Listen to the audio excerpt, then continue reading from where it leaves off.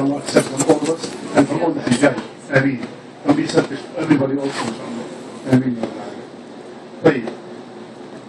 The hadith said, شهادة لا إله إلا الله, إقامة الصلاة, وإيتاء الزكاة, وصيام رمضان, وحج البيت لمن استطاع إليه سبيلا.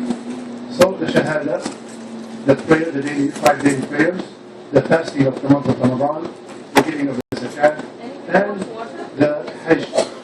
Whosoever can afford it physically and financially once in a lifetime. So Islam, this huge pool of regulations and laws and rules, is built on these 5 pillars. Allah subhanahu wa ta'ala shows all regulations of divorce and inheritance and how to treat your neighbor, how to treat your husband, how everything is detailed in Islam. From all these, Allah subhanahu wa ta'ala chose these 5 to be the pillars that hold this huge constitution called Islam. طيب. Salat, Shahada, we all know that without it you're not a Muslim. But with Salat, 5 times a day, we have to perform it every single day. So you are actually performing this ibadah 5 times a day. The fasting of Ramadan is once a year. The zakat is once a year. You give or you take zakat. طيب. How come the Hajj is a pillar of Islam? Is a pillar of Islam, and billions of Muslims die without performing it because they are excused and they are not sinful. Allah made it as a pillar of this deen. And even if you perform this ibadah, it takes only from your 60, 70, 80 years of life, it takes 2 to 3 weeks. So how come something that takes 2 to 3 weeks become a pillar of the deen? 2 to 3 weeks in my lifespan. To become a pillar of this deen. And as we all know, that Allah subhanahu wa ta'ala is the Alim and the Hakim. So it's not haphazard. There's a wisdom. There's a wisdom behind making this ibadah as a pillar of the deen. The deen is built on this ibadah. طيب. Allah subhanahu wa ta'ala in ayat al-Hajj, وَأَذِّنْ فِي النَّاسِ بِالْحَجِّ, we all know the ayah. In the second ayah right after it, Allah subhanahu wa ta'ala said, لِيَشْهَدُوا مَنَافِعَ لَهُمْ, so they can witness benefits for them. A lot of people explain and make tafsir of manafi' as tijara. When they come here, they do some business, some trade, and they consider this as a benefit from Hajj. But there is many benefits from this act of worship. And the main benefit from this ibadah is that it reminds us of Yawm al-Qiyamah.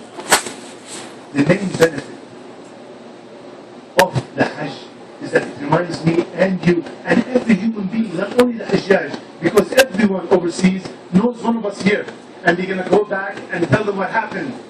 So everybody's going to live the season of Hajj, and they're going to tell each other what happened over there. And that all is going to bring the image of Yawm al-Qiyamah as we see by details from the minute you leave till the minute you come back. It's all a resemblance of Yawm al-Qiyamah, of the day of judgment. What's the importance of remembering Yawm al-Qiyamah? قال سبحانه وتعالى إن الذين يضلون عن سبيل الله لهم عذاب شديد. The one who go astray from the path of Allah subhanahu wa ta'ala and they start disobeying Allah subhanahu wa ta'ala in different forms, they're going to have a severe punishment. Why? Allah finished the ayah by telling us بِمَا نَسُوا يَوْمَ الْحِسَابِ, because they forgot that there's a day of judgment. Because there's no way that someone has a day of judgment right in front of his face all the time, and he will commit the major sins. No way.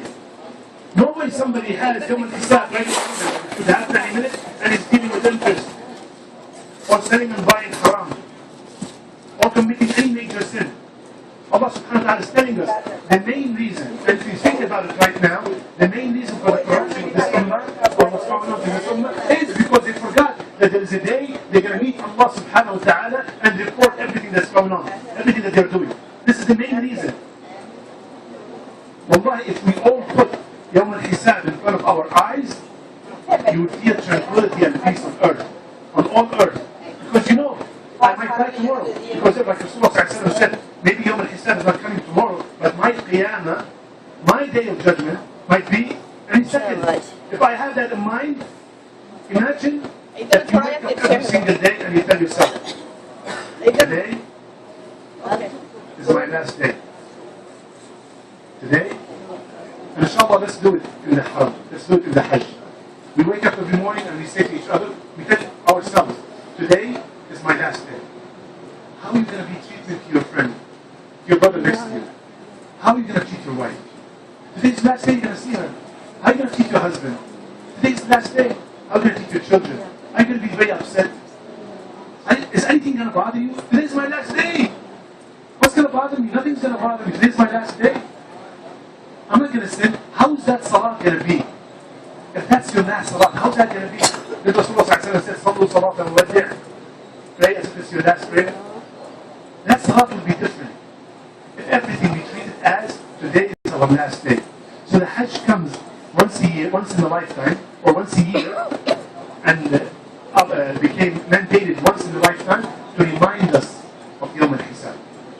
To remind us of the day of judgment. From the moment you start saving your money,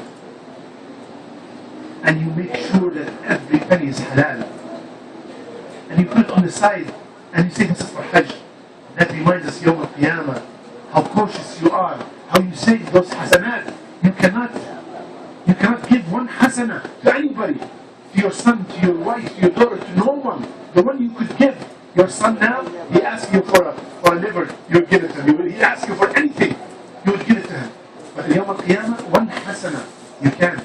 You're very stingy when it comes to hasanat. Same thing, you save all that money, and you make sure it's all from halal, so you can come and perform this ibadah. The way that the family gathers and the friend gather to say goodbye to you.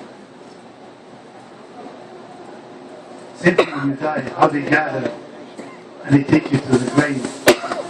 SubhanAllah, that resembles the last day in your life on earth, when everybody gathers and cries and say farewell to you and they take you to the graveyard. The way that you sit down with your family and you tell them, if I don't come back, make sure my wife, you do this, this and that. My husband, you do this, this and that.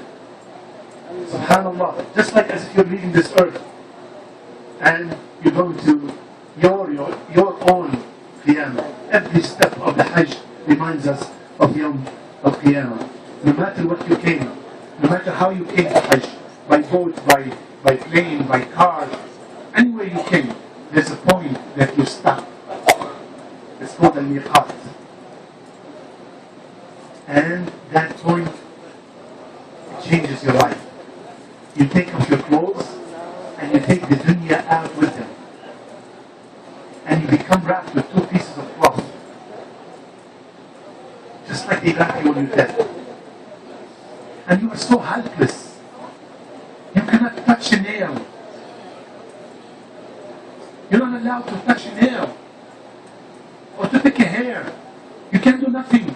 Just like even when they wash your body, when you're dead, you do not feel anything. It's the same thing. We are in a state, you can't feel nothing. And you are wearing the same clothes you wear when you die.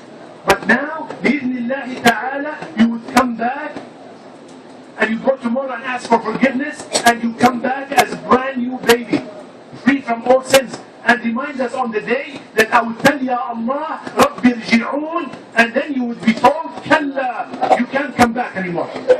It reminds us of that point. Now, you have a chance, bi'idhnillah, to go back with all sins forgiven. But it reminds us of the day that you would tell Allah, Ya Allah, bring me back with the same clothes. Let me do something good. Let me start praying on time. Let me wear the proper hijab. Let me stop all the interest. Let me give everybody that I borrowed money from all their money, all their rights. But it's too late. Kalla. Kalla. It will be too late. Then after that, when you put these clothes on, and it reminds you of every moment of Yawm al-Qiyamah, then after that you start the tarbiyah. Like what Shakir was telling us, لبيك اللهم لبيك لبيك لا شريك لك لبيك إن الحمد والنعمة لك والملك لا شريك لك. That reminds you also of Yawm al-Qiyamah. How? It shows you that Yawm al-Qiyamah, the only thing that will save you is Tawheed. Everything in this statement, in this talbiyah, everything about this talbiyah is Tawheed. لا شريك لك, لا إله إلا أنت, لك الملك. You're confirming the Tawheed of Allah subhanahu wa ta'ala. That reminds us Yawm al-Qiyamah that the only thing will save us is the Tawheed of Allah subhanahu wa ta'ala. We should stick to the Tawheed and teach our children Tawheed from a young age, wallahi. And Tawheed does not only mean, ya akhwan, Tawheed does not only mean that only worship Allah subhanahu wa ta'ala. Allah is the only creator. Tawheed is all these are combined. Tawheed uluhiyyah, wa rububiyyah, wa asma wa sifat. That Allah subhanahu wa ta'ala is the Kareem. He is the all generous. There are a lot of people who are generous, but the generosity of Allah subhanahu wa ta'ala, no one will come close with. The rahmah of Allah subhanahu wa ta'ala is beyond imagination. Anything, any attribute of Allah subhanahu wa ta'ala, He is the most perfect in it. After the talbiyah, you do the tawaf.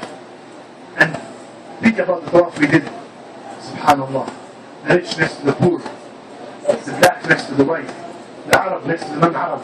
All making the same circle. It reminds you of Yawm al-Qiyamah. When you stand on that day, that tawaf might have been for 1 hour or 2 hours, but reminds you of the day.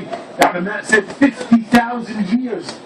50,000 years standing in that position that we could not last, and we complain for an hour or an hour and a half. That situation will come back for 50,000 years.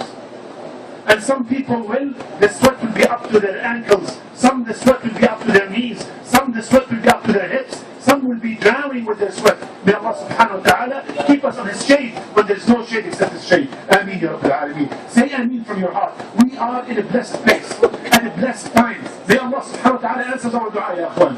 Ask Allah subhanahu wa ta'ala at Arafah tomorrow. Ya Allah, shade me under your shade when there's no shade except your shade.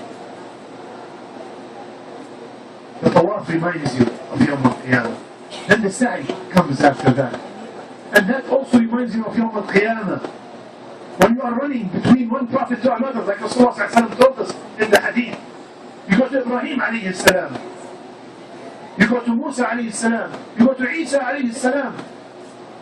And everybody say nafsi, nafsi until you get to Mohamed sallallahu alayhi wa sallam. May Allah subhanahu wa ta'ala make us from the people whom we get the shafa'ah, the intercession of Rasulullah sallallahu alayhi wa sallam. So the sa'i, even the sa'i reminds you how you go back and forth from one prophet to another. Every step of the Hajj reminds you of Yawm al-Qiyamah. And after that, you are walking to Mina. And you are walking to your tent. And you see the soldiers or the police. Move, move, move, move. There are special convoy coming. And you look at the cars coming. And you see Duyuf Khadim al-Haramain, guests of the king. And everybody's making space for them. That reminds you of Yawm al-Qiyamah. That reminds you of Yawm al-Qiyamah. That if you are connected to the King of Kings, you will be treated differently Yawm al-Qiyamah. Just like these people are connected to the King in this dunya, they are treated separate, in separate rooms. Everything is different for them. VIP. That reminds us that if you are connected to Allah subhanahu wa ta'ala in this dunya, Allah, you will be connected Yawm al-Qiyamah, and everything will be easy. That 50,000 years will become like a breeze. Allah subhanahu wa ta'ala said, يَوْمَ نَحْشُرُ الْمُتَّقِينَ إِلَى الرَّحْمَنِ وَفْدًا يَوْمَ نَحْشُرُ الْمُتَّقِينَ إِلَى الرَّحْمَنِ وَفْدًا. The day we gather the pious ones, may Allah make us amongst them, to the Rahman, wafda. They come in delegation, not like anybody else. Subhanallah. Allahumma ja'alna minhum ya Rabbil Alameen. Then after that comes the staying of Muzdalifah. Staying in Muzdalifah. You, like Brother Shakir was telling us, you, the sky and the earth. It reminds you of the day they can put us in the grave. And it's you, the sky and the earth. And they can't leave us alone. Subhanallah.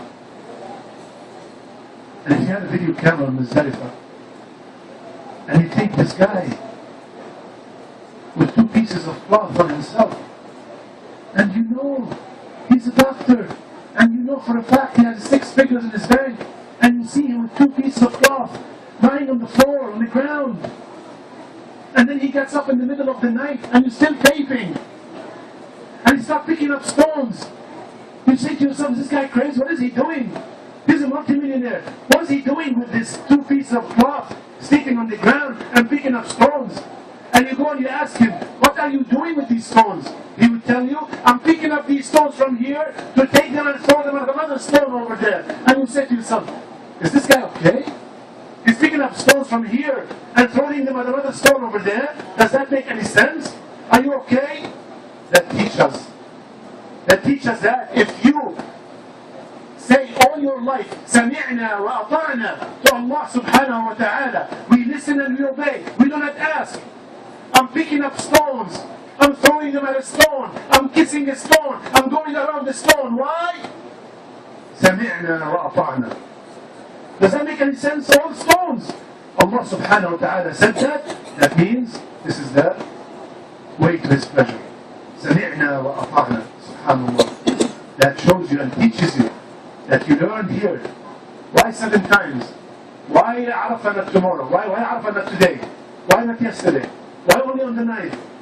سَمِعْنَا وَأَطَعْنَا. That teaches you. When you go back to your country and you hear riba is haram, سَمِعْنَا وَأَطَعْنَا. Hijab is a fard, سَمِعْنَا وَأَطَعْنَا. Salat is on time, not according to the boss, سَمِعْنَا وَأَطَعْنا. That it teaches you a lesson. There has to be a lesson. It's not about being called Hajji. It's not about suffering only. There has to be a lesson from every ibadah. We have to feel that the person, the Mohamed, the Abdullah, the Abdul Rahman, the Fatima, the Aisha that came to Hajj is different. That left Hajj is different from the Abdullah and Fatima and Aisha and Mohammed that came to Hajj. They're different, completely different person. Much better person. And this is a sign. If you want to know that your Hajj is accepted or not, look at yourself after Hajj. You see any difference? Or are you still the same guy? If you see a difference, abshir. Abshir. That's great news. If you see that you went back to the same exact thing, that's not a good sign. That's not a good sign. After that, you're standing in Arafah. Tomorrow, inshallah ta'ala, we will be living this experience. You're standing in Arafah, ya akhi, and you see the slaves. This piece of land, the population from 0 to 4 million in one day, and back to 0 the next day. Bi'amrillah subhanahu wa ta'ala. All people standing next to each other, raising their hands to the Rahman, asking for forgiveness. The worst day that Allah subhanahu wa ta'ala freed people from the hellfire. The day that Rasulullah sallallahu said the best day of the year. Bi'idhnillah ta'ala, we will be witnessing it tomorrow. We should be very grateful that Allah subhanahu wa ta'ala gave us this opportunity. We all know how many of our own brothers and sisters dreaming of that moment. May Allah subhanahu wa ta'ala grant it to every Muslim, inshallah. Ameen, ya Rabbil Alameen. And that makes me a friend. When we come to Hajj, we all go to all kinds of workshops. We read all kinds of books. We ask all kinds of questions. How many of us read what the one we came for wants from us in Hajj? How many of us read the ayat of Hajj? What does Allah want from me? How many of us read Surah al-Hajj? How many of us read ayat of the Hajj? وَاذْكُرُوا اللَّهَ فِي أَيَّامٍ مَعْدُودَاتٍ فمن تعجل في يومين فلا إثم عليه ومن تأخر فلا إثم عليه. And remember Allah subhanahu wa ta'ala in these few days immensely, abundantly, all the time, no joking around. Keep always remembering Allah subhanahu wa ta'ala. And if you rush in 2 days, there's no harm on you, no sin. And if you do it less, there's no sin on you. And then come the main reason of Hajj. لمن اتقى, to the one who has taqwa of Allah subhanahu wa ta'ala. And then Allah repeated it again. وَاتَّقُوا اللَّهِ. Again, لِمَنِ اتَّقَى وَاتَّقُوا اللَّهِ. Again, subhanallah. So the reason the whole goal and aim of Hajj is to achieve taqwa. Just like every other ibadah, just like salat and siyam and zakat, the Hajj is also to achieve taqwa. لِمَنِ اتَّقَى وَاتَّقُوا اللَّهِ. And then Allah says something very strong. He finished the ayah with a thunder word. He said, وَعْلَمُوا. Allahu Akbar. Imagine you're talking to a king, and at the end of the conversation, he said, and know for a fact. How you become? You become all ears. You want to know. What does he want from me? So the King of Kings, he finished this ayah by saying, وَاعْلَمُوا أَنَّكُمْ إِلَيْهِ تُحْشَرُونَ. Allahu Akbar. And know for a fact that you all will be gathered to Him. So when you are standing in Arafah tomorrow, remember, Allah wants us to know that the one who gathered you here can gather you Yawm al-Qiyamah in a small place. To gather the people from all over the world in this small spot, Allah could have said, Pakistan in March, Egypt in April, Nigeria in August, Middle East in September. It would have been much easier. Right? No. I want you all to come all at the same time. There's a hikmah and there's a wisdom behind that. And there's a adwa. He wants us to know that this is the day I'm going to gather you all. You're going to be standing all. You don't care who's next to you. Just like Yawm al-Qiyamah. Oh, you don't know. Rasulullah told us that everybody's going to be naked Yawm al-Qiyamah. So Aisha radiallahu anha said, Ya Rasulullah, the men and the women next to each other naked? Ya Aisha. Who cares that day? The terror and the horror. You'll be standing tomorrow, there's no terror and no horror. You'll be standing and making dua. But remember, there's going to be a day when we'll be gathered on a place and everything around us is horrible and terrifying. And Allah subhanahu wa ta'ala wants us to know, just like you picked the best group and you want the best hotels, you want the best accommodations, the best food, work in this dunya also to get the best Yawm al-Qiyamah. Everything about the Hajj reminds us of Yawm al-Qiyamah. Read Surah al-Hajj, ya Akhwan. Is there a surah in the Quran called Surah al-Salat? No. Is there Surah al-Siyam? No. Is there Surah al-Zakat? No. Is there Surah al-Shahada? No. Is there Surah al-Hajj? Is that by coincidence? Read Surah al-Hajj. Read Surah al-Hajj and know what Allah subhanahu wa ta'ala wants from us. And the biggest proof, the biggest evidence that the Hajj is to remind us of Yawm al-Qiyamah, look at the first ayat of Surah al-Hajj. Does the first ayat of Surah al-Hajj talk about Arafah? Talk about Mina? Talk about Muzdalifah? Does the surah, the whole surah, tells you about the manasik of Hajj? No. The first ayat in Surah al-Hajj, Ya ayyuhan nas, Ya ayyuhan nas, ittaqu rabbakum, inna zalzalata as-sa'ati shay'un 'azim. All mankind, fear Allah. The conjunction of the hour is something great. You think this is great? Let me show you something great. Let me tell you about something great. You think this 4 or 5 million is something big and something great? We will tell you about something great. The convulsion of the hour is something great. What happens, Ya Allah? يَوْمَ تَرَوْنَهَا تَذْهَلُ كُلُّ مُرْضِعَةٍ عَمَّا أَرْضَعَتْ.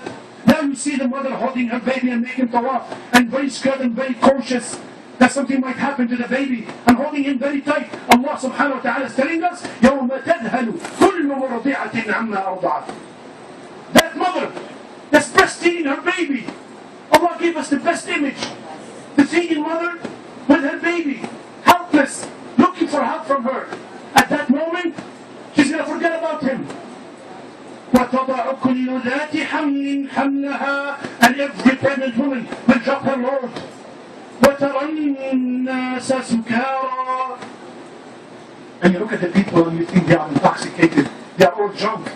وَمَا هُمْ بِسُكَارَى. But they're not. The people making tawaf yesterday were not intoxicated. The people making sa'i, they're not intoxicated. The people standing tomorrow in Arafah, they're not intoxicated. ولكن why? عذاب الله شديد. Is that a coincidence? The Surah Al-Hajj starts with the description of Yawm al-Qiyamah. Is that a coincidence, ya akhi? لا والله, it's not a coincidence. If you perform Hajj, inshaAllah ta'ala, كتاب من سنة رسول الله صلى الله عليه وسلم, and you go back as a brand new baby, look at that great offer. How old are you? 50, 40, 60? All is going to press delete. Erase. Start all over. Allahu Akbar. Look at the Rahman. Look at the greatness of Allah subhanahu wa ta'ala. An opportunity to start all over. And Allah subhanahu wa ta'ala, if you are listening to me and obeying my orders and staying away from what I forbid you, you will be successful in the dunya and in the akhirah. My brothers and sisters, let's all leave the Hajj as really, completely a new people. Make an intention from now. This is not just a trip. Allah, alhamdulillah, it's over. No, no. Like Brother Shakil told us, you are honored. You have been chosen from billion Muslims to come and visit the Rahman in his house. Be appreciated. وَلَئِنْ شَكَرْتُمْ لَأَزِيدَنَّكُمْ. And if you are grateful, I will increase you. May Allah subhanahu wa ta'ala increase us all. May Allah subhanahu wa ta'ala increase us iman, increase us in guidance, increase us to come close to Him. Ameen ya Rabbil Alameen. Do not leave anything. Let everything out from your heart tomorrow. Ask for anything. Ask. You are asking the Rahman. You are asking the Ghani. You are asking the Qawi. You are asking the Qadir. You are asking the Azim. Ask the one who owns everything. Ask Allah subhanahu wa ta'ala to guide you, to guide your children, to guide your wife, to guide all Muslims that bring them back to the deen. Ask Allah subhanahu wa ta'ala to make this ummah victorious like it was. Ameen ya Rabbil Alameen. قولوا قولي هذا استغفر الله فاستغفروه إنه هو الغفور الرحيم. جزاكم الله خير.